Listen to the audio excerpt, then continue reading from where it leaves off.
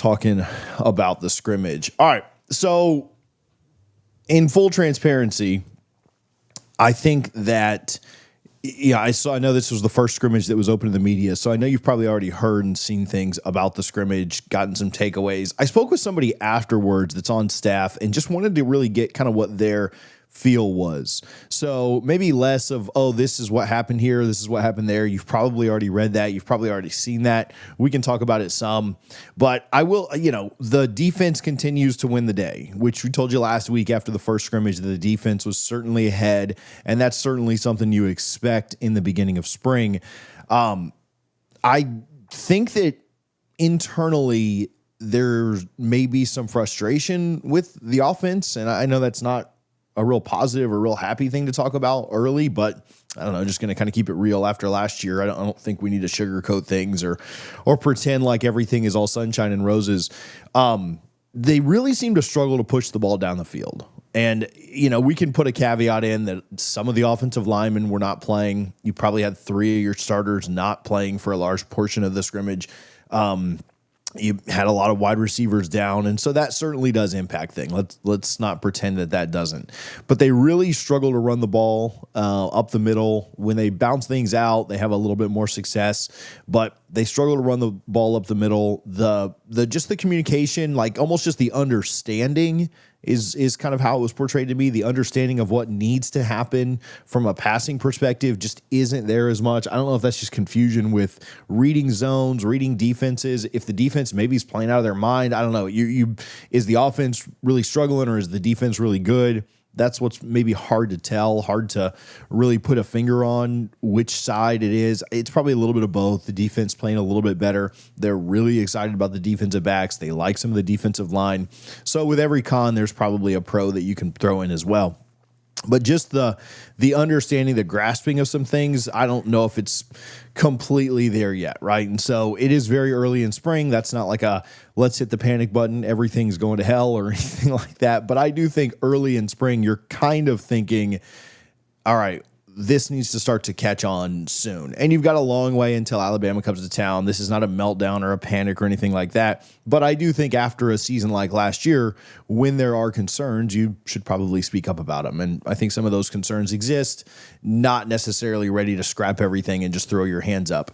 I think that at times, what was described to me as Castellanos just had to throw up some prayers, hoping that something would happen downfield. I mean, you've seen the pick by Arno, or the breakup by the big play by Arno that they put out, where he just doesn't get the ball high enough for a guy that's, your tallest player on the field. You need to get better with that. I do think that that's something that, just needs to get better. And you'd rather those mistakes be happening now so that they can hopefully be corrected going forward. I will say a pro of Castellanos that was described to me as, and this may have been talked about other places and stuff. I've been in Tallahassee all weekend, so I haven't really had a chance to read much, but he absolutely gets after it. And he is more of that vocal leader that I think Florida State wants.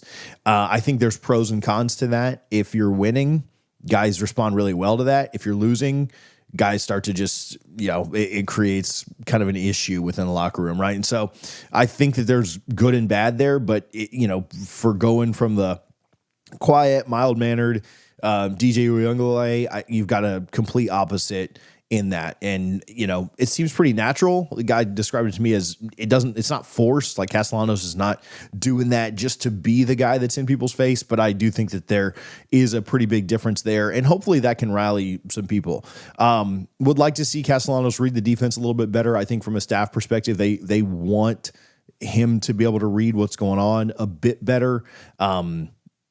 We'll see kind of what they're able to do when they have maybe more of a full complement of offensive line, more of a full complement of wide receivers. You kind of have to take everything on offensive struggles with a grain of salt with that many guys out.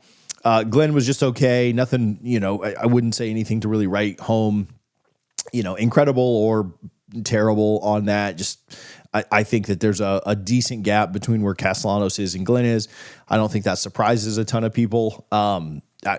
For the second scrimmage in a row, Kevin Sperry had the best day again, and don't know that was even close. Again, everything with a grain of salt, trying to be very real on some of these things.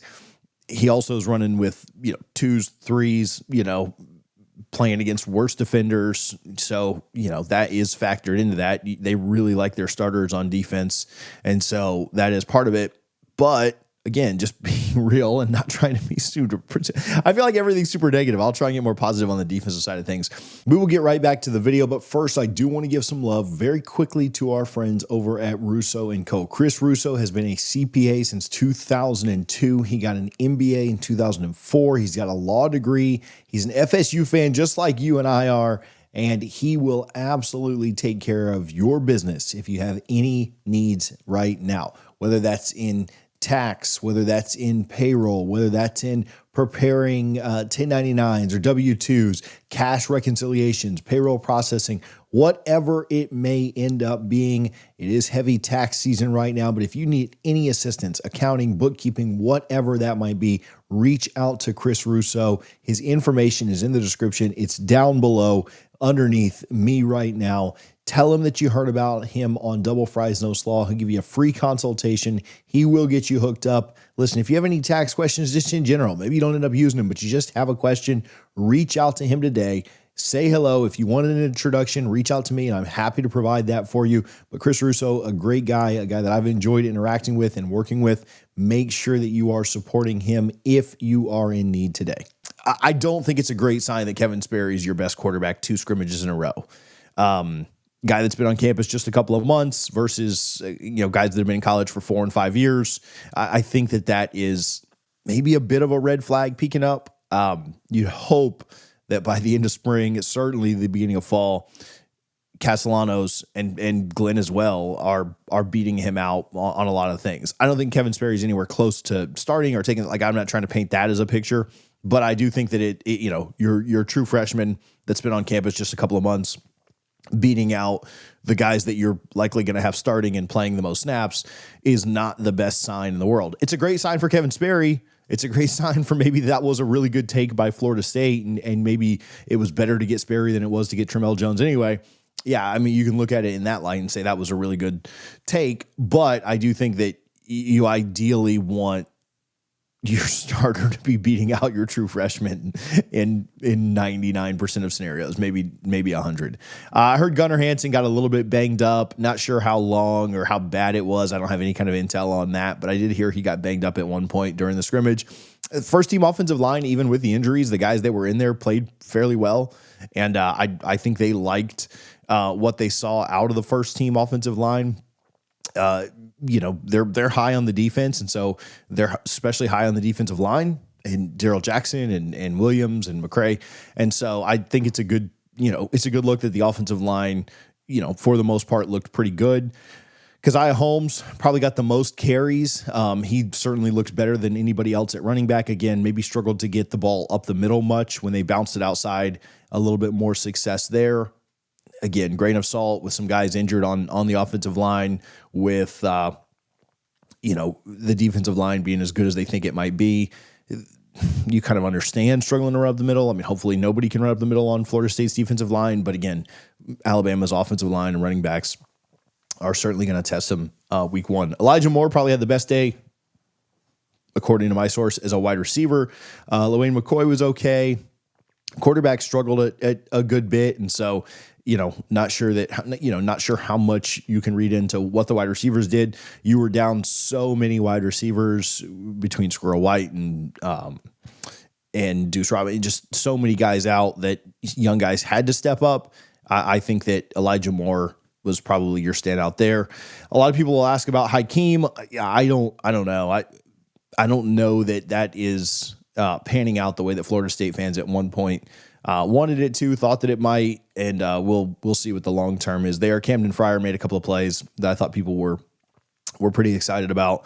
Linebackers covered it seemed so I'll talk about the tight ends real quick, and then I'll get to Hunter Super Chat and then go on to defense. But linebackers seemed like there was a really big emphasis on not letting the tight ends get off. The tight ends had a really nice day last week, and so it seemed to be really a focus there. And so nothing really stands out on the tight ends, but the linebacker play was good. We'll talk about them in just a minute. All right, we'll talk about defense in just a minute. Hunter says, Is Kevin Sperry the next Jameis? Hope everybody's good, TJ. Appreciate you, Hunter. Hunter must have hit a bet. Hunter only hits us up when there's a bet hit. Appreciate you, Hunter. I guess we are supposed to play this. You a recruit and you ain't going to Florida State. What you doing? I don't want to talk about recruiting on this because I'll just get depressed and I feel like I've just railed on that forever. But I'm just going to will recruiting to happen at Florida State by continuing to play that Jalen clip. So, Hunter, I appreciate you.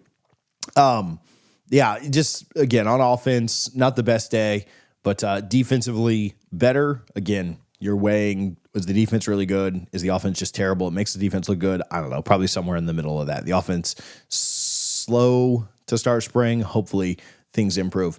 Daryl Jackson, again, good day. He's doing everything they want, pretty physically imposing, continues to make plays. McCray had a really nice sack that I heard, got people pretty fired up, pretty hyped up.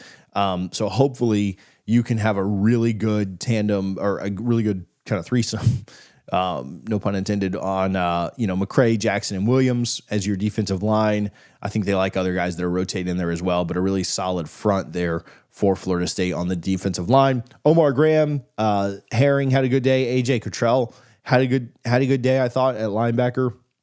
But Omar Graham, his kind of rise, his kind of transition from where he was to where he is now, really, really impressive. He was a kid that, after the Georgia Tech game last year, didn't think that he should probably ever see the field again. And, he may kind of make a rise to be one of your better defenders this year. Linebacker play I heard was really good. They filled holes well. They did a good job making things tough for the running backs and the offensive line, trying to get stuff off the middle. Again, playing an offensive line that's a little bit banged up, but I do think it's a good sign. And maybe that 3-3-5 that they're playing some is kind of providing some advantages in understanding run fits and understanding how to get up the field and really limit rushing attacks, which Florida State needs to do. They were obviously absolutely putrid against the run last year. Shamaro, Arno, the story of the scrimmage, I've heard that, may have been targeted 5 times and seemed to break every single one of those up. He was really, really good. And they said if he, my guy said if he was to play like that through the rest of spring and fall, he's going to end up playing a ton. Maybe, I don't know if he'll start or not, but just absolutely on a different level.